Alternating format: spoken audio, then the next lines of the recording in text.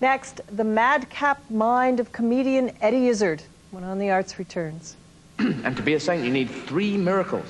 And there must be some really good people with only 2 miracles to their names. Just need that last big hey! Fish into baboon.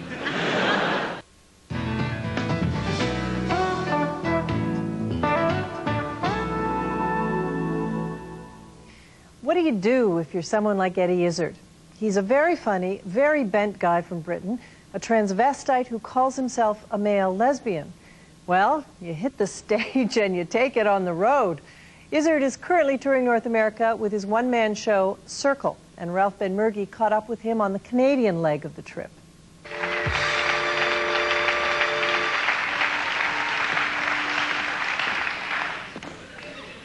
In heels as well, yeah.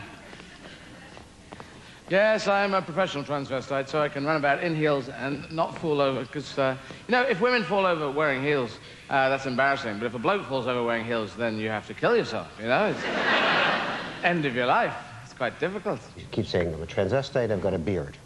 Yeah. What are you doing? Why do you have a beard? I mean, it's not a coincidence. Because I can. I could say I'm a transvestite, which is essentially where my sexuality is, which is an alternative sexuality, and that's a good 4-hour explanation that we don't have time for. Right. But I could tell you bits about that. But essentially, it's bigger than that I'm not really a transvestite, because I think that definition is too limiting. Because transvestite just means cross-dressing. Right. And I'm saying, well, what line am I crossing? Who's going to give me the line? And I take no authority from anyone to say this line should cross, because women have no cross-dressing anymore. They have removed the line. So I'd say remove the line. So therefore, I can't be that word. I'm just male lesbian, male tomboy. That's more where I say it is. Is that less confusing, a male lesbian? No, that's more confusing, but clearer. It's clearer in a confusing way, because transvestite, transsexuals tend to fancy women, but also be quite like to be women, but we also have a big slice of boy going on in there, which is quite often why they come from. You know, you have people in the forces, people in the police force, people who drive trucks. When did you come out? When I was 4. Well, I knew when I was 4. I came out when I was 23. Holy moly, what'd you do for 19 years? I didn't tell anyone. But that must be murder. Oh, yeah, it's hell. That's why I decided. Did your dad know? No. Your mother passed away, right? Yeah. You were small. You were like 6 or something. I was 6, yeah. And your dad didn't know? Nope. Did you tell him first? No, I told him last. Well, I told all my friends, because, you know, age group, and they're all medics, actually, in the house, so I thought, actually, by the Hippocratic Oath, I think they're supposed to dig me, you know? They can't go, you're transvestite. Oh, God, I'm not talking to you, because they're supposed to be doctors.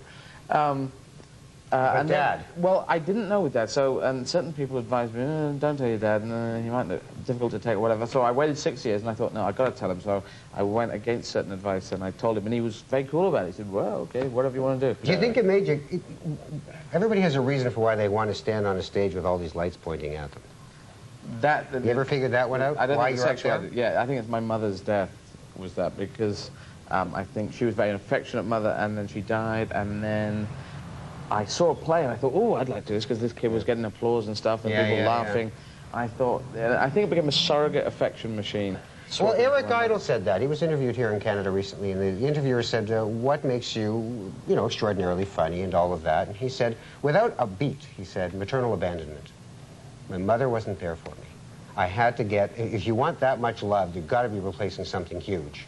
And that's the biggest thing. And your mother doesn't have to be dead, or your father. It could be mother, father, and it doesn't. It can be dysfunctional. You know, both of you just without a beat. But Madonna, mother died at 6. Orson Welles, mother died at 6. You know, ego's going, and then you get on stage, and it's quite a good deal in a way, because you're not actually just standing on stage and saying, "Can I get some love now, please?" You actually have to do something. Get to work for it. We all dream. We have dreams, and we dream in colour. Some people have black and white dreams. They're kind of cheapo dreams, aren't they? Need to bang the set before you go to bed. I don't know.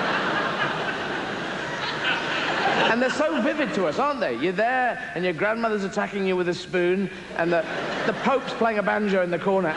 You made the decision not to just do whatever was going to make them laugh. You wanted to talk about what was really, actually in your head, the way you see the world. Well, that actually... That's tougher, eh? Well, no, it looks tougher, but in fact, it's the fast track to...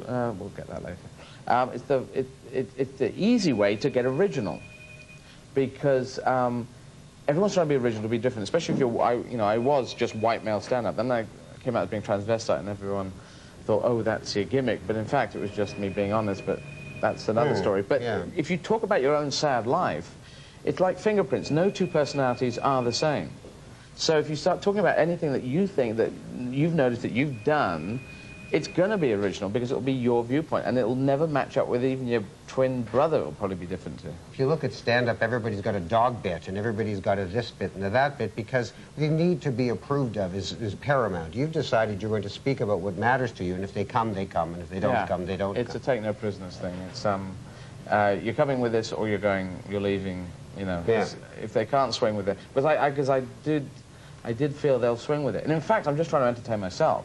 I dreamt that every country in Europe spoke a different language and they hated each other. Oh, that's true, isn't it? Yes. What about this Freedom Party guy?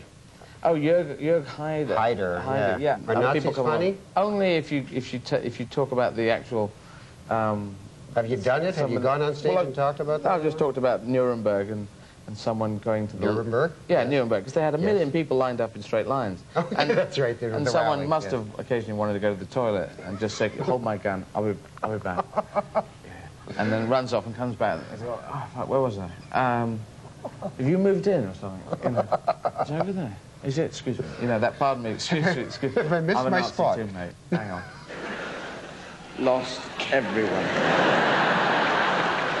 No one understands. Yeah, forget that. Okay, so...